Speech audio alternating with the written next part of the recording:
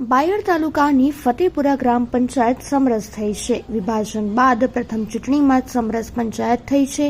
કોકિલાબેન નવલસિંહ પરમારને બિનહરીફ સરપંચ તરીકે જાહેર કરાયા છે। ધારાસભ્ય ધવલસિંહ ઝાલાની ઉપસ્થિતિમાં પંચાયત સમરસ બની। અગાઉ કરેલી જાહેરાત મુજબ ધારાસભ્ય પંચાયતને ઇનામ આપશે। વિકાસના કામો માટે 10 લાખ રૂપિયાની ગ્રાન્ટ આપશે। ધારાસભ્ય ધવલસિંહ ઝાલાની આગેવાનીમાં અત્યાર સુધીમાં 4 ગ્રામ પંચાયત સમરસ થઈ છે। રૂપનગર, માનપુર, છાપરિયા અને ફતેપુરા સહિતની ગ્રામ પંચાયતો સમરસ થઈ છે। બાયડ વિધાનસભામાં 3 પંચાયતો સમરસ થઈ અને એક આ ચોથી ફતેપુરા પંચાયત એ પણ આજે સમરસ થવા થઈ જઈ રહી છે।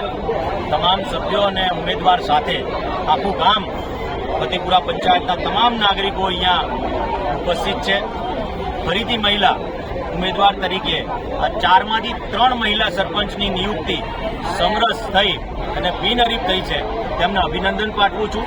સાથે સાથે તમામ બીજી બાકી રહેલી પંચાયતોને પણ સમય ખૂબ નજીક છે, સમય પણ છે તમારી પાસે। જેટલા લોકો ઉમેદવારી પત્રો ભરેલા છે અને એમને પણ વિનંતી કરું છું કે તમે સમરસ કરો। આજે આનંદની વાત એ છે કે બાયડ તાલુકામાંથી 4 પંચાયતો સમરસ થઈ છે।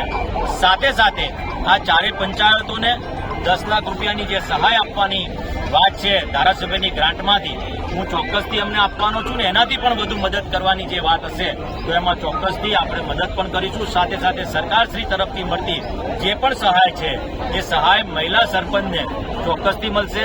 તમામ નાગરિકો, સરપંચ, સભ્યો અને તમામ લોકોને હું અભિનંદન પાઠવું છું ને એમનો આભાર માનું છું કે સમરસતાના વિકાસ તરફ એક પહેલ અને એક પગલું આગળ વધ્યા છે। તે બદલ તમામ નાગરિકોનો આભાર માનું છું। અસ્તુ ભારત માતા કી જય, જય જય ગરીબ।